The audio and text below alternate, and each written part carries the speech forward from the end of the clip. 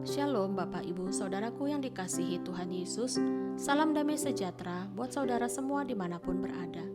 Pagi ini saya kembali mengajak, mari kita bersatu teduh dan berdoa dalam renungan penuntun kehidupan setiap hari. Kiranya damai sejahtera Allah dan tuntunan Roh Kudus menyertai kita sepanjang hari ini. Tema renungan pagi ini, jangan plin-plan. Nats Alkitab terdapat di dalam Wahyu 2 ayat 12 sampai dengan 17.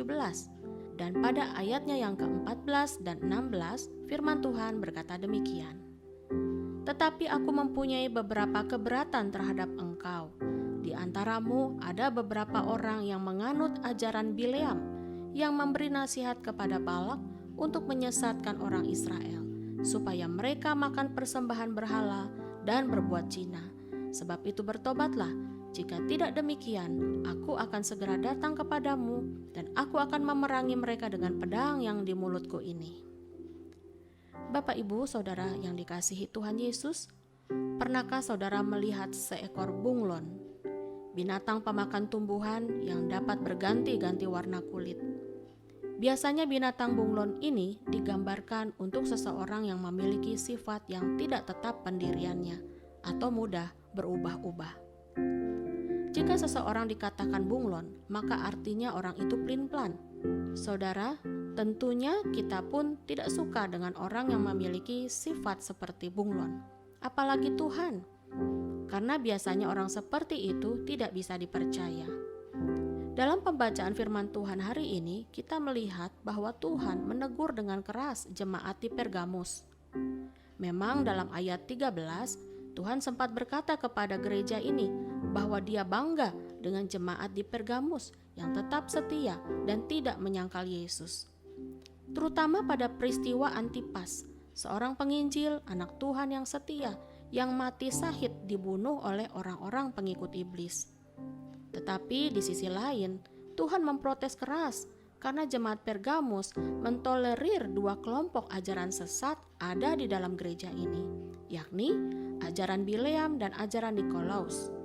Bagaimana mungkin gereja Tuhan bergabung dengan imoralitas, sementara mereka beribadah kepada Allah, tetapi mereka juga berkompromi dengan dunia? Bukankah ini seperti orang Kristen bunglon? Saudaraku yang dikasihi Tuhan, kita pernah diingatkan oleh firman Tuhan di dalam kitab Wahyu, bahwa Tuhan tidak suka kalau kita tidak dingin dan juga tidak panas. Artinya Tuhan memiliki keberatan yang amat sangat jika hidup kita yang sudah kita berikan untuk mempermuliakan namanya, tetapi di sisi lain kita masih saja berkompromi dengan dunia.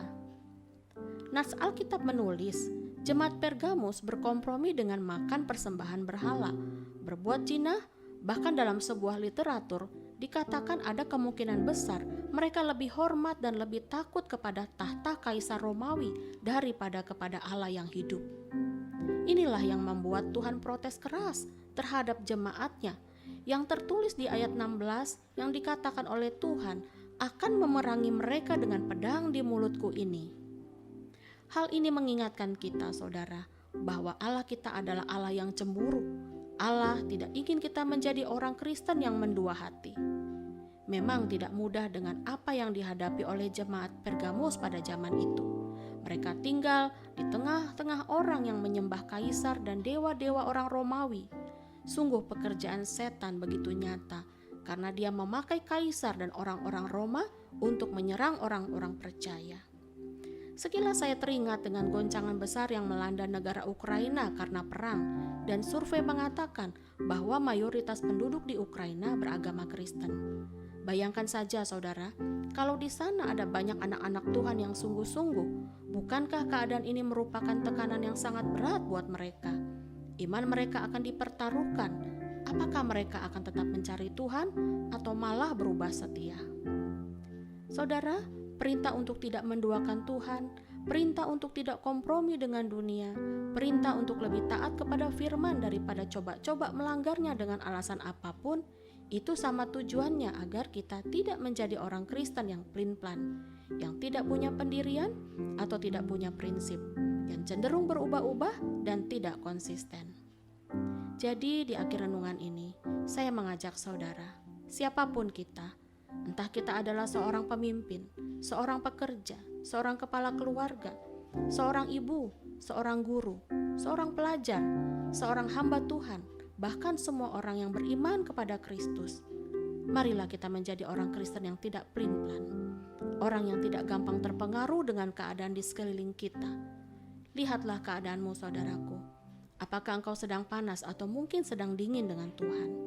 Apakah perkara-perkara rohani tidak lagi relevan bagimu, sehingga engkau hanya kasih buat Tuhan cuma sehari waktu kita duduk di gereja, tapi 6 hari buat dunia? Mari kita sama-sama bertobat, saudara.